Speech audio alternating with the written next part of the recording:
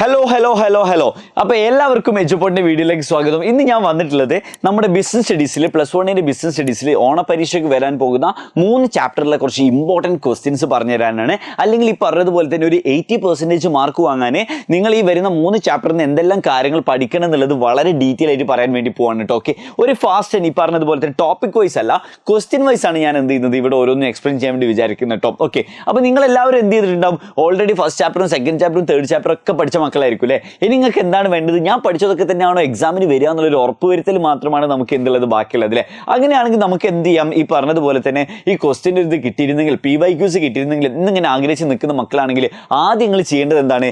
നമ്മുടെ കമ്മ്യൂണിറ്റിയിൽ ജോയിൻ ചെയ്യുക എന്നുള്ളതാണ് കേട്ടോ. ഈ കമ്മ്യൂണിറ്റി ജോയിൻ ചെയ്യേണ്ട എന്താ കാര്യം? ഈ പറഞ്ഞതുപോലെ തന്നെ microbit, notes, PYQ, model question, chapter summary, ഈ പഠിച്ച കാര്യങ്ങളെല്ലാം സെറ്റാണോ? ഇനി എന്തെങ്കിലും പഠിക്കാനുണ്ടോ? അതുപോലെ തന്നെ ഇനി എന്തൊക്കെ നോക്കാനുണ്ട്, അല്ലെങ്കിൽ ഒന്നും നോക്കാത്തവരാണെങ്കിൽ എങ്ങനെ ഷോർട്ട് നോട്ട്സ് കിട്ടാം എന്നൊക്കെയുള്ള ഡീറ്റെയിൽ ആയിട്ടുള്ള കാര്യങ്ങളെല്ലാം പോസ്റ്റ് ചെയ്യുന്നത് നമ്മുടെ ഗ്രൂപ്പിൽ എന്ത് ചെയ്യുക? ആദ്യം തന്നെ ജോയിൻ ചെയ്യുക. ലിങ്ക് താഴെ ഉണ്ട് കേട്ടോ. ഓക്കെ, അപ്പോൾ ആ ലിങ്ക് ജോയിൻ ചെയ്ത് കഴിഞ്ഞാൽ ഫ്രീ ആണ്. ഈ പറഞ്ഞതുപോലെ തന്നെ എക്സാം റിലേറ്റഡ് സാധനങ്ങളും നമ്മുടെ ലൈവിൻ്റെ ഡീറ്റെയിൽസും എല്ലാം എന്ത് ചെയ്യും? കറക്റ്റ് ആയിട്ട് അതിൽ അപ്ഡേറ്റ് ആവും എന്നുള്ളതാണ്. ഓക്കെ, ഇനി നമുക്ക് എന്ത് ചെയ്യാം? നമ്മുടെ വീഡിയോൻ്റെ കാര്യത്തിലേക്ക് വരാം. ഇവിടെ നമ്മൾ എന്തൊരു ഉദ്ദേശം എന്താണ്? ഈ പറഞ്ഞതുപോലെ തന്നെ നമുക്ക് എന്ത് ചെയ്യണം? ഈ 3 ചാപ്റ്ററിൽ നിന്ന് വരാൻ ഉദ്ദേശിക്കുന്ന കുറച്ച് ചോദ്യങ്ങൾ, എങ്ങനെ നമുക്കൊരു 80% മാർക്ക് വാങ്ങാം അല്ലെങ്കിൽ 30+ മാർക്ക് വാങ്ങാം എന്നുള്ളതാണ് നോക്കുന്നത്. ചാപ്റ്റർ 1 നമുക്കറിയാം. ആദ്യം തന്നെ നമ്മൾ എന്തിനെ കുറിച്ചാണ് പഠിച്ചത്? ബിസിനസ്സിനെ കുറിച്ചായിരുന്നു, ട്രേഡിനെ കുറിച്ചായിരുന്നു, അതേപോലെ കൊമേഴ്സിനെ കുറിച്ചായിരുന്നു. വളരെ ഈസി ഉള്ളൊരു ചാപ്റ്റർ ആയിരുന്നു എന്ന് തന്നെയാണ് നമ്മുടെ ഓർമ്മയിലെ. വളരെ സിമ്പിളായിട്ട് എന്താണ് എക്കണോമിക് ആക്ടിവിറ്റി എന്നൊക്കെ പറഞ്ഞ് ഇങ്ങനെ തുടങ്ങി. അതിൽ ബിസിനസ് എന്താണെന്ന് പറഞ്ഞു, ബിസിനസ്സിൻ്റെ കുറച്ച് ഒബ്ജക്റ്റീവ്സ് പഠിച്ചു, അതിൻ്റെ മൾട്ടിപ്പിൾ ഒബ്ജക്റ്റീവ്സ് പഠിച്ചു, സ്റ്റാർട്ടിങ് ബിസിനസ്സിൻ്റെ ബേസിക് കാര്യങ്ങൾ എന്തൊക്കെയാണെന്ന് പഠിച്ചു, പിന്നെ നമ്മൾ ഇൻഡസ്ട്രി എന്താണ്, കൊമേഴ്സ് എന്താണെന്നൊക്കെയുള്ള ഈസി ആയിട്ടുള്ള കുറച്ച് ക്ലാസിഫിക്കേഷൻസും പഠിച്ചു അല്ലേ? ഇത്ര മാത്രമാണ്. അതിൽ നിന്ന് നമുക്ക് ഉദ്ദേശിക്കാവുന്ന ഏറ്റവും one of the most important question, 5 basic factors to consider starting a business. ഒരു ബിസിനസ് ആരംഭിക്കുന്നതിന് പരിഗണിക്കേണ്ട 5 അടിസ്ഥാന ഘടകങ്ങൾ എന്തൊക്കെയാണ്? നമ്മളൊരു ബിസിനസ് തുടങ്ങുമ്പോൾ നമ്മൾ ശ്രദ്ധിക്കേണ്ട ഒരു 5 എണ്ണം എഴുതാനാണ് പറഞ്ഞത്. അതിൽ നമുക്ക് ഈസി ആയിട്ടുള്ള ഏതെങ്കിലും 8 എണ്ണം ഉണ്ട്. അതിൽ ഫസ്റ്റ് 5 എണ്ണം തന്നെ എഴുതുന്നതാണെങ്കിൽ ഏറ്റവും ബെറ്റർ. അങ്ങനെ എന്ത് ചെയ്യാം? നിങ്ങൾ പറഞ്ഞ ഏത് ബിസിനസ് തുടങ്ങണം, എപ്പോൾ തുടങ്ങണം, എവിടെ തുടങ്ങണം, എങ്ങനെ തുടങ്ങണം എന്നുള്ള ഈസി ആയിട്ടുള്ള കുറച്ച് പോയിന്റ്സ് എഴുതിയാൽ തന്നെ നമുക്ക് എന്തായി ഇതിൻ്റെ ആൻസർ സെറ്റാണ് കേട്ടോ. ഓക്കെ, അപ്പോൾ എന്താണ് ബേസിക് ഫാക്ടേഴ്സ് ചോദിക്കുന്ന ഒരു ചോദ്യം എന്തായാലും നിങ്ങൾ എക്സ്പെക്ട് ചെയ്തോളൂ. അടുത്തതായിട്ട് വരുന്ന ഒരു ചോദ്യമാണ്, what do you mean by industry? Briefly explain the categories അല്ലേ? നമുക്കറിയാം നമ്മുടെ ബിസിനസ്സിന് നമ്മൾ എന്തായിട്ടുണ്ട്? ബിസിനസ് ഇൻഡസ്ട്രി ആയിട്ടും അതേപോലെ തന്നെ നമ്മൾ എന്തായിട്ടും ഡിവൈഡ് ചെയ്തിട്ടുണ്ട്? കൊമേഴ്സുമായിട്ട് ഡിവൈഡ് ചെയ്തിട്ടുണ്ട്. എന്തായാലും ഇത് മൊത്തത്തിൽ ഒരു ചോദ്യമായിട്ട് വരുന്നതിന് പകരം തന്നെ we are most expected to ask. ഈ പറഞ്ഞതുപോലെ തന്നെ രണ്ടും സെപ്പറേറ്റ് ആയിട്ട് അവർ ചോദിക്കാനുള്ള ചാൻസ് ഉണ്ട്. ഇൻഡസ്ട്രി എന്ന ഭാഗത്ത് നിന്ന് പ്രൈമറി, സെക്കൻഡറി, ടെർഷ്യറി എന്താണെന്നും, ഈ പറഞ്ഞതുപോലെ കൊമേഴ്സിൻ്റെ ഭാഗത്ത് നിന്ന് ഓക്സിലറി ടു ട്രേഡ് എന്നുള്ള ചോദ്യമാണ് നമ്മൾ എക്സ്പെക്ട് ചെയ്യുന്നത്. ഈ ചോദ്യത്തിൽ നമ്മൾ എഴുതേണ്ടത് ഇത് 3 എന്ന് മനസ്സിലാക്കി കേട്ടോ. ഇൻഡസ്ട്രി ഏതാണ്, അതിൻ്റെ മേജർ ഘടകങ്ങൾ, പ്രൈമറി, സെക്കൻഡറി, ടെർഷ്യറി എന്നുള്ള ഭാഗങ്ങൾ എഴുതിയിട്ട് നിങ്ങൾക്ക് എന്ത് ചെയ്യാൻ പറ്റും? അതിൻ്റെ ഫുൾ മാർക്ക് നിങ്ങൾക്ക് എന്ത് ചെയ്യാൻ പറ്റുന്നതാണ്? സ്കോർ ചെയ്യാൻ വേണ്ടി പറ്റുന്നതാണ് കേട്ടോ. ഓക്കെ, അപ്പോൾ ഈ ഭാഗത്ത് നിന്ന് ഒരു ചോദ്യം പ്രതീക്ഷിക്കാം. അതുപോലെ തന്നെ അടുത്ത ഭാഗത്ത് നിന്ന് നമുക്ക് എന്ത് വരുന്നുണ്ട്? കൊമേഴ്സിൻ്റെ ഒരു ചോദ്യം അല്ലെങ്കിൽ ഓക്സിലറി ടു ട്രേഡ് എന്നുള്ള ഒരു ചോദ്യം കൂടി നമുക്ക് എക്സ്പെക്ട് ചെയ്യാം. അടുത്തതായിട്ട് വരുന്ന explain any four multiple objectives അല്ലേ? ബിസിനസിൻ്റെ മൾട്ടിപ്പിൾ ഒബ്ജക്റ്റീവ്സ് എന്തൊക്കെയാണ് എന്നുള്ളൊരു ചോദ്യം കൂടി നമ്മൾ എക്സ്പെക്ട് ചെയ്യുന്നുണ്ട്. മൾട്ടിപ്പിൾ ഒബ്ജക്റ്റീവ്സും അതേപോലെ തന്നെ ബേസിക് ഫാക്ടേഴ്സും മാറിപ്പോരുത്. മൾട്ടിപ്പിൾ ഒബ്ജക്റ്റീവ്സ് വേറെയാണ്, ബേസിക് ഫാക്ടേഴ്സ് വേറെയാണ്. ഇത് രണ്ടും എന്ത് ചെയ്യാറുണ്ട്? റിപ്പീറ്റഡ് ആയിട്ട് നമ്മുടെ ക്വസ്റ്റ്യനുകളിൽ വരുന്ന ചോദ്യങ്ങളാണ്. അപ്പോൾ അത് രണ്ടും എന്ത് ചെയ്യുക? സെറ്റ് ചെയ്ത് പഠിക്കുക. പിന്നെ ഈ ചാപ്റ്ററിൽ പ്രധാനമായിട്ട് പഠിക്കേണ്ട സാധനമാണ് നമ്മൾ നേരത്തെ പറഞ്ഞ ക്ലാസിഫിക്കേഷൻ്റെ ഭാഗം എന്ന് പറയുന്നത്. അതിൻ്റെ ഭാഗത്ത് നിന്ന് വളരെ ഇമ്പോർട്ടൻ്റ് ആയിട്ട് ഞാൻ പറഞ്ഞു, നേരത്തെ ഇൻഡസ്ട്രിയുടെ ഭാഗത്ത് നിന്ന് അതിൻ്റെ ക്ലാസിഫിക്കേഷൻ പ്രൈമറി, സെക്കൻഡറി, ടെർഷ്യറി ആണ് ചോദിച്ചതെങ്കിൽ ഇവിടെ നമുക്ക് വരുന്ന ചോദ്യം എന്താണ്? ഈ write aids the trade auxiliaries to trade എന്ന് പറയുന്ന സാധനവും, അതേപോലെ തന്നെ റിമൂവ് ദ ഹിൻഡ്രൻസസ് എന്ന് പറയുന്ന നമ്മുടെ കൊമേഴ്സിൻ്റെ ഫങ്ഷൻസ് എന്തൊക്കെയാണ് എന്നുള്ള ചോദ്യമാണ് അല്ലേ? കൊമേഴ്സ് എന്ന് പറഞ്ഞാൽ എന്തായിരുന്നു? നമ്മൾ പ്രൊഡ്യൂസ് ചെയ്ത പ്രൊഡക്റ്റ് എങ്ങനെ കസ്റ്റമേഴ്സിൻ്റെ അടുത്ത് എത്തിക്കാം, ഈ കസ്റ്റമേഴ്സിൻ്റെ അടുത്ത് എത്തിക്കുന്ന സമയത്ത് നമുക്ക് വരുന്ന ബുദ്ധിമുട്ടുകളെ നമുക്ക് എങ്ങനെ അപ്കം ചെയ്യാം, തരണം ചെയ്യാം എന്നുള്ളതായിരുന്നു അല്ലേ? അത് ഓരോന്നും നമുക്കറിയാം. ഈ ട്രാൻസ്പോർട്ടേഷൻ, കമ്മ്യൂണിക്കേഷൻ ഉള്ളതുകൊണ്ട് നമുക്ക് പ്ലേസ് എന്ന് പറയുന്ന സാധനം എന്താവുന്നു? റിമൂവ് ആവുന്നു. ബാങ്കിങ് ആൻഡ് ഫിനാൻസ് ഉള്ളത്, ഫിനാൻസ് എന്നുള്ള പ്രശ്നം ഇതാവുന്നു. ഇൻഷുറൻസ് ഉള്ളത് കൊണ്ട് റിസ്കിനെ നമ്മൾ ഒഴിവാക്കുന്നു. ഇത് രണ്ടും ഉള്ളത് കൊണ്ട് നമുക്ക് എന്ത് വരുന്നു? ഇൻഫോർമേഷൻ എന്താവുന്നു? ഈസി ആയിട്ട് മാറുന്നു. അതേപോലെ പബ്ലിക്കും എന്താണ്? ഇൻഫോർമേഷനിലെ സ്റ്റോക്ക് ടൈമാണ്. അതേപോലെ തന്നെ ഇതെന്താണ്? പബ്ലിക് റിലേഷൻ എന്ത് ചെയ്യുന്നു? ഇൻഫോർമേഷനും പാസ് ചെയ്യുന്നു അല്ലേ? ഇങ്ങനെ നമ്മൾ എന്ത് ചെയ്യുന്നുണ്ട്? ഓരോ പ്രശ്നത്തിൻ്റെയും സൊല്യൂഷൻ കാണുന്നതിനെ നമുക്ക് എന്ത് വിളിക്കാം? ഹിൻഡ്രൻസസ് ഒഴിവാക്കുന്നു എന്നുള്ള ആൻസറും എഴുതാം.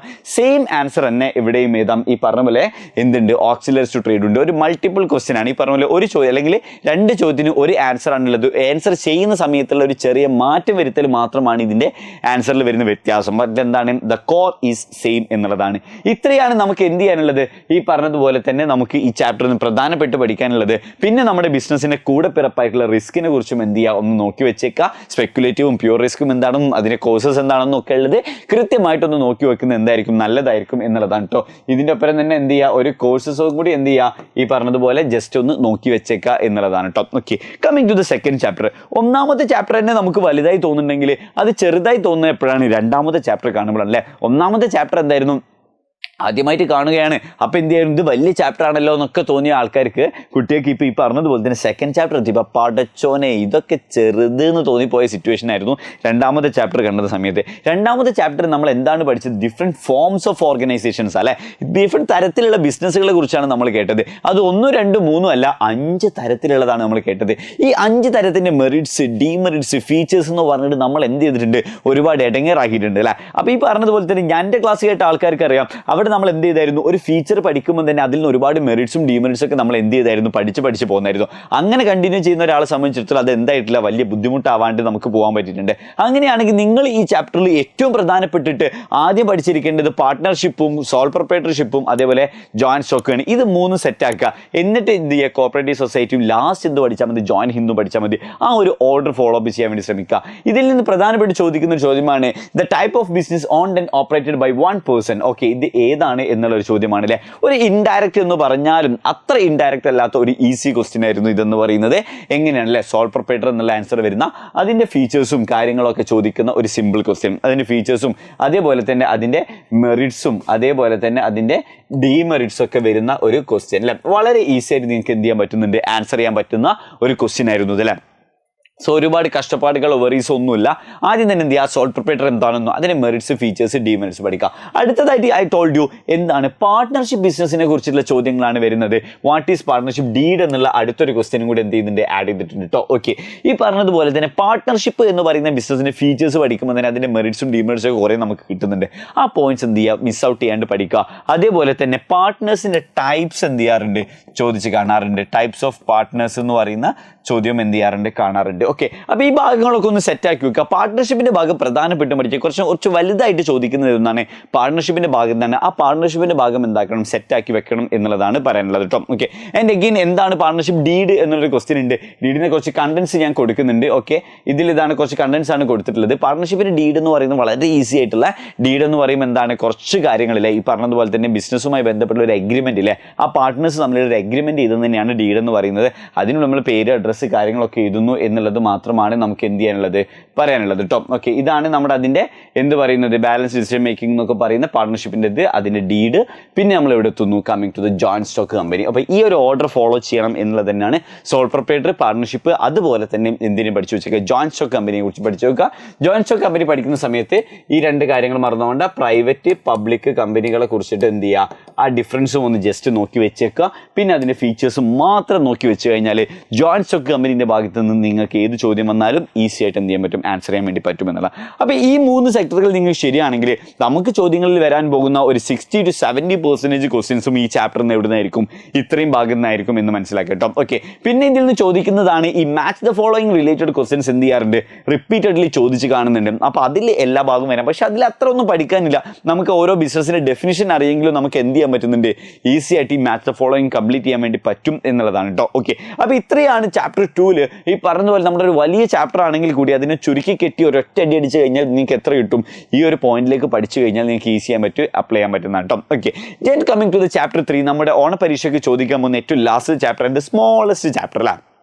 നമ്മൾ ഈ 3 ചാപ്റ്ററിനെ വെച്ച് കമ്പയർ ചെയ്യുകയാണെങ്കിൽ ഏറ്റവും ചെറിയ ചാപ്റ്ററാണ് ആരെന്ന് പറയുന്നത്, private, public and global enterprise എന്ന് പറയുന്നത്. ഇവിടെ പ്രൈവറ്റിനെ അങ്ങ് വിട്ടേക്ക്, പബ്ലിക്കിനെയും ഗ്ലോബൽ എൻ്റർപ്രൈസിനെയും കുറിച്ചാണ് പറയുന്നത്. പബ്ലിക്കിന് ഒരു 3 തരത്തിൽ പറയുന്നുണ്ട്.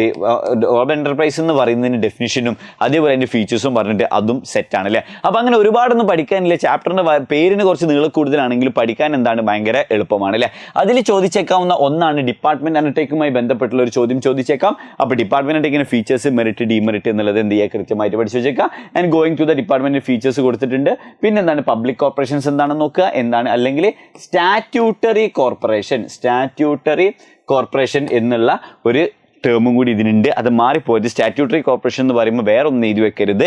ഈ പറഞ്ഞതുപോലെ പബ്ലിക് കോർപ്പറേഷൻ്റെ മറ്റൊരു പേരാണ് സ്റ്റാറ്റ്യൂട്ടറി കോർപ്പറേഷൻ എന്നുള്ളത്. ആ സ്റ്റാറ്റ്യൂട്ടറി കോർപ്പറേഷൻ അല്ലെങ്കിൽ പൊതു കോർപ്പറേഷനുകളിൽ ബന്ധപ്പെട്ടുള്ള ചോദ്യം വരികയാണെങ്കിൽ പാർലമെന്ററി ആക്ട് പ്രകാരമാണെന്നും ഈ പറഞ്ഞതുപോലെ തന്നെ അതിൻ്റെ മെറിറ്റ്സും ഡിമെറിറ്റ്സും ഫീച്ചേഴ്സും എന്ത് ചെയ്യാം നോക്കി വെക്കുക എന്നുള്ളതാണ് കേട്ടോ. ഓക്കെ, അടുത്തതായിട്ട് വരുന്നത് എന്താണ്? ഗവൺമെന്റ് കമ്പനിയാണ്. ഈ 51% എന്നുള്ള ഒറ്റ കാര്യം ഓർത്ത് വെച്ച് കഴിഞ്ഞാൽ 51% ഓൺ ചെയ്യുന്നത് ആരാണ്? ഗവൺമെന്റ് ആണ് എന്നുള്ള ഒറ്റ സിമ്പിൾ ഡെഫിനിഷനോട് കൂടി നിങ്ങൾക്ക് എന്ത് ചെയ്യാൻ പറ്റും? ഇതിൻ്റെയും ആൻസർ സെറ്റ് ചെയ്യാൻ പറ്റില്ല. അപ്പോൾ ഇത്രയേ ഉള്ളൂ പബ്ലിക് കമ്പനീസ് എന്ന് പറയുന്ന 3 type of public companies. Department undertaking, ഈ പറഞ്ഞ public or statutory corporation, and third one goes to the ഈ പറഞ്ഞതുപോലെ തന്നെ ഗവൺമെന്റ് കമ്പനി എന്ന് പറയുന്ന ഇത്രയും 3 പഠിച്ചു വെക്കുക. ഈ ചാപ്റ്ററിൽ ഒരു 50% എന്ത് ചെയ്തു? കംപ്ലീറ്റ് ആയി. And 20% remain with the global enterprise എന്ന് പറയുന്നു.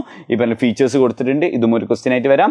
പിന്നെന്താണ്? മൾട്ടി നാഷണൽ കമ്പനീസ് എന്നോ ഗ്ലോബൽ എന്റർപ്രൈസ് എന്ന് പറയുന്ന ഒരുപാട് രാജ്യങ്ങളിൽ വർക്ക് ചെയ്യുന്ന കമ്പനികളെ കുറിച്ചിട്ടുള്ള ഒരു ഇതും അതിൻ്റെ ഫീച്ചേഴ്സും പഠിച്ചു വെക്കുന്നു. ഇത്രയും മതി. ഈ 3 ചാപ്റ്ററിൽ നിന്ന് ഇത്രയും ഭാഗം നിങ്ങൾക്ക് അറിയുകയാണെങ്കിൽ ഐ എം ഡാം ഷുവർ 75% എന്ത് ചെയ്തു? കവർ ചെയ്തു എന്നുള്ളത് ഷുവറാണ്. ഈ ഭാഗത്ത് നിന്ന് മാത്രമേ ചോദ്യങ്ങൾ വരുള്ളൂ. ഈ പറഞ്ഞ പോലെ 25% ഞാൻ റിസ്ക് എലമെന്റിന് വേണ്ടി മാറ്റി വെച്ചാണ്. ബാക്കിയുള്ളത് ഇതിൻ്റെ മുകളിലേക്ക് എന്ത് ചെയ്യുള്ളൂ? പെർസെൻറ്റേജ് പോവുള്ളൂ എന്നും കൂടി മനസ്സിലാക്കുക കേട്ടോ. ഓക്കെ, ഇനി ഇതുമായി ബന്ധപ്പെട്ട് നിങ്ങൾക്ക് റിലേറ്റഡ് ക്ലാസ്സസ് വേണം, ഒരുപാട് ക്ലാസ്സസ് വേണം. ഈ ലാസ്റ്റ് മിനിറ്റത്തെ ലൈവോ കാര്യങ്ങളോ മാത്രം പോലെ കുറച്ചും കൂടി അടിപൊളി ക്ലാസ്സസ് ഒക്കെ കിട്ടുന്നെങ്കിൽ നിങ്ങൾക്ക് എന്ത് ചെയ്യാം? You can join to the കേരളത്തിലെ നമ്പർ 1 ബോർഡ് ബാച്ചിലേക്ക് ഞാൻ എല്ലാവരും ഇൻവൈറ്റ് ചെയ്യാണ്. എജുപോർട്ടിൻ്റെ ഈ പറഞ്ഞതുപോലെ തന്നെ ഒരുപാട് ക്ലാസ്സസും ലൈവ് ഡിസ്കഷൻസും ഗ്രൂപ്പ് ഡിസ്കഷൻസും അതുപോലെ തന്നെ ഈ ഡൗട്ട് ക്ലിയറൻസ്, മെൻറ്ററിങ് പ്രോഗ്രാം എന്നിങ്ങനെ എല്ലാ പരിപാടികളും ഉള്ള ഒരു അടിപൊളി ബാച്ചിലേക്കാണ് ഞാൻ ഇൻവൈറ്റ് ചെയ്യുന്നത്. You get all zoom class, record ക്ലാസ്സിലെ നമുക്ക് സമയമില്ലെങ്കിൽ റെക്കോർഡ് ക്ലാസ് കേൾക്കാം. പിന്നെ അതിൽ ഡൗട്ട് വരികയാണെങ്കിൽ അതിനും ടീച്ചേഴ്സ് എന്ത് ചെയ്യുന്നുണ്ട്? അവൈലബിൾ ആയിട്ട് വരുന്നുണ്ട്. അങ്ങനെ എല്ലാ പ്രൊവൈഡിങ്സും ചെയ്യുന്ന നമ്മുടെ സൂപ്പർ ബാച്ചിലേക്ക് +1 super batch commerce and humanities ബാച്ചിലേക്ക് ഞാൻ എന്ത് ചെയ്യാണ്? ഇൻവൈറ്റ് ചെയ്യാണ്. ജസ്റ്റ് എൻറോൾ ഫോർ 499 റുപ്പീസിലെ അതിൻ്റെ ലിങ്കും ഞാൻ എന്ത് ചെയ്തിട്ടുണ്ട്? താഴെ കൊടുത്തിട്ടുണ്ട്. ആ താഴെ കൊടുത്ത ലിങ്കിൽ ഒന്ന് കയറിയിട്ട് എന്ത് ചെയ്യുക? ഒരു ഗൂഗിൾ ഫോം ഫില്ല് ചെയ്ത് കൊടുക്കുക. ആ ഗൂഗിൾ ഫോം ഫില്ല് ചെയ്യുന്നതോട് കൂടിയിട്ട് you will get all the details. നമുക്ക് എന്ത് ചെയ്യും? നിങ്ങളുടെ അടുത്ത് ഒരു കോൾ വരുന്നതാണ്. ദേ വിൽ ഒരു കംപ്ലീറ്റ് കാര്യങ്ങൾ പറഞ്ഞുതരും. എങ്ങനെയാണ് ഇത് വർക്ക് ചെയ്യുന്നത്, നമ്മുടെ ആപ്പ് എങ്ങനെയാണ് വർക്ക് ചെയ്യുന്നത്, അതിൽ എന്തൊക്കെ ഫെസിലിറ്റീസ് ഉണ്ടെന്നുള്ള ഡീറ്റെയിൽ ആയിട്ടുള്ള കാര്യങ്ങൾ പോലും അതിൽ നിന്ന് കിട്ടും എന്നുള്ളതാണ്. ഇത് വെറുതെ സൂപ്പർ ബാച്ച് എന്നൊന്നും പറഞ്ഞിട്ട് അല്ലെങ്കിൽ നമ്പർ 1 ബാച്ച് എന്നൊന്നും പറയല്ല. നിങ്ങൾ എന്ത് ചെയ്യുക? +2 മാർക്ക് കിട്ടിയ +1 ഫുൾ മാർക്ക് കിട്ടിയവരോടൊക്കെ ഒന്ന് ചോദിച്ചു നോക്കുക. ടോട്ടൽ കിട്ടിയതിൽ കുറച്ച് ശതമാനം പോലും എന്താണ് ഈ പറഞ്ഞതുപോലെ തന്നെ എജുപോർട്ടിൻ്റെ കുട്ടികളാണ് എന്നുള്ളത് പോലും നമുക്ക് എന്ത് ചെയ്യാനുണ്ട്? നമുക്ക് സംഘടിപ്പിക്കാനുണ്ട്. ഓക്കെ, ഇപ്പോൾ +2 കുട്ടികളോട് ചോദിച്ചാൽ മതി എങ്ങനെ ഉണ്ടായിരുന്നു ക്ലാസ് എന്നൊക്കെ ഉള്ളത്. ആൻഡ് വാച്ച് അവർ ലൈവ്സിലെ ഒരുപാട് ലൈവും കാര്യങ്ങളൊക്കെ നമ്മളുണ്ട്. And come to the set. Okay, എന്നിട്ട് എന്ത് ചെയ്യാം? നിങ്ങളൊരു ഡിസിഷൻ എടുക്കുക. ഒരു 499 rupees for 1 year. It's not a big price അല്ല. Okay, thank you, by.